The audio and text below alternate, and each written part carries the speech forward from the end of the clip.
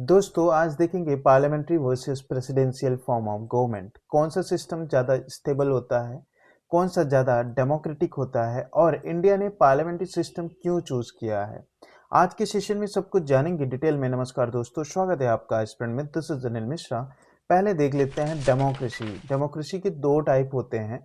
Direct democracy, जहां लोग directly decision लेते हैं, एग्जाम्पल के तौर पे स्विट्जरलैंड।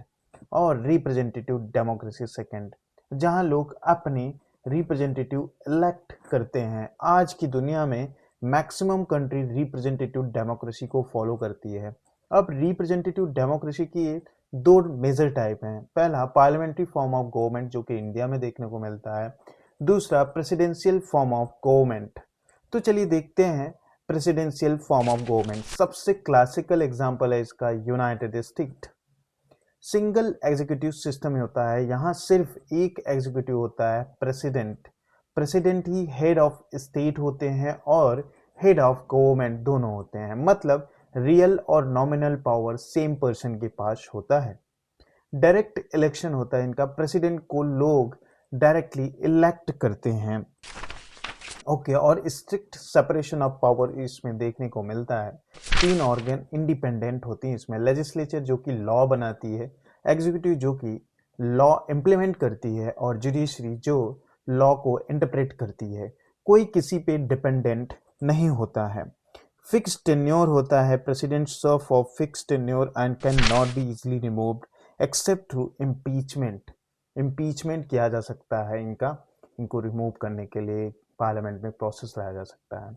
अब देखते हैं कि कौन कौन सी कंट्रियां हैं जो मेजर कंट्री हैं इसे फॉलो करती हैं प्रेसिडेंशियल सिस्टम को।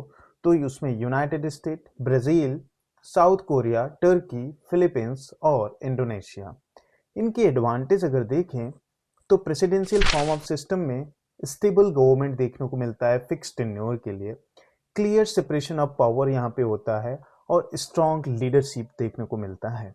वहीं डिसएडवांटेज अगर देखें तो प्रेसिडेंट को रिमूव करना बहुत ही डिफिकल्ट है इसमें। अगर प्रेसिडेंट और लेजिस्लेचर डिफरेंट पार्टी के हों तो कॉन्फ्लिक्ट हो सकता है, और यहाँ पे ऑटोक्रेसी का रिस्क यानी कि अथॉरिटेरियन का रिस्क बढ़ जाता है प्रेसिडेंशियल फॉर्म ऑफ सिस्टम में। अब देखते हैं पार्लियामेंट्री फॉर्म ऑफ गवर्नमेंट, और जो कि इंडिया बेस्ट एग्जाम्पल है इसके लिए। इंडिया फॉलो करता है पार्लियामेंट्री सिस्टम।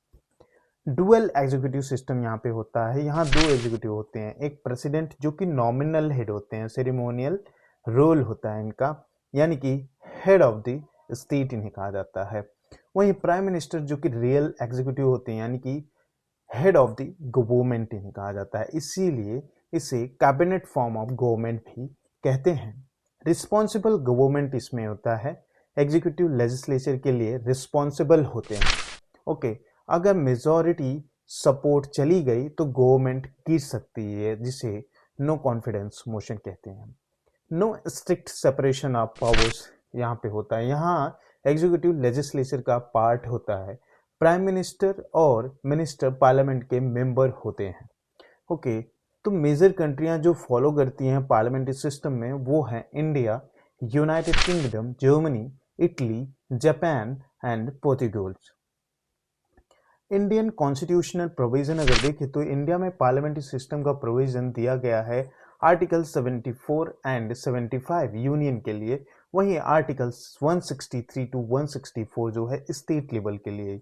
ये इंश्योर करता है कि काउंसिल ऑफ मिनिस्टर्स पीएम के लीडरशिप काम करेंगे।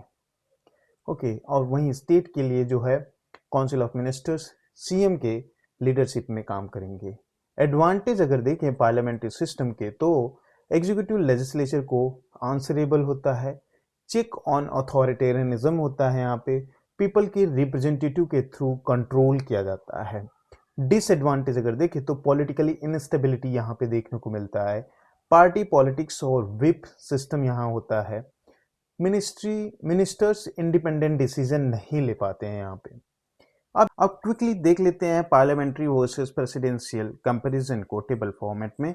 एग्जीक्यूटिव जो होता है पार्लियामेंट में डुअल होते हैं, वहीं प्रेसिडेंशियल सिस्टम में सिंगल होते हैं। इलेक्शन जो है पीपल इलेक्ट लेजिस्लेचर, वहीं प्रेसिडेंशियल फॉर्म में पीपल इलेक्ट प्रेसिडेंट। और सेपरेशन ऑफ पावर्स अगर देखें तो पार्लियामेंट्री सिस्टम में फ्यूजन ऑफ पावर्स देखने को मिलता है, वहीं प्रेसिडेंशियल सिस्टम में स्ट्रिक्ट सेपरेशन देखने को मिलता है। टेन्योर अगर देखें तो पार्लियामेंट्री सिस्टम में फ्लेक्सिबल देखने को मिलता है, वहीं प्रेसिडेंशियल सिस्टम में फिक्स्ड टेन्योर कहा जाता होता है। डिसोल्यूशन की अगर बात किया जाए तो पार्लियामेंट्री सिस्टम में lower house can be dissolve and presidential system में legislature can not dissolve by the president. Accountability क्या होती है इनकी कि executive accountable to legislature and executive not directly accountable to legislature. Stability अगर देखी जाए तो ये कंपेरेटिवली लेस स्टेबल होता है, वहीं प्रेसिडेंशियल सिस्टम जो है मोर स्टेबल होता है। ऑटोक्रेसी का रिस्क यहाँ पे पार्लियामेंट्री सिस्टम में कम होता है और प्रेसिडेंशियल सिस्टम में ज़्यादा होता है। तो दोस्तों पार्लियामेंट्री और प्रेसिडेंशियल दोनों डेमोक्रेटिक सिस्टम हैं।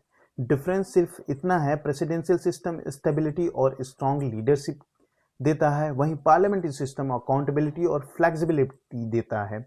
कोई भी सिस्टम परफेक्ट नहीं होता, सिस्टम कंट्री के सोशियो पॉलिटिकल कंडीशन पे डिपेंड करता है और अब एंड गोल इसका यही है, वेलफेयर स्टेट, इंक्लूसिव ग्रोथ और डेमोक्रेटिक अकाउंटेबिलिटी। वीडियो अगर आपको हेल्पफुल लगा हो तो लाइक से सब्सक्राइब जरूर करें। मिलते हैं नेक्स्ट वीडियो में। जय हिंद।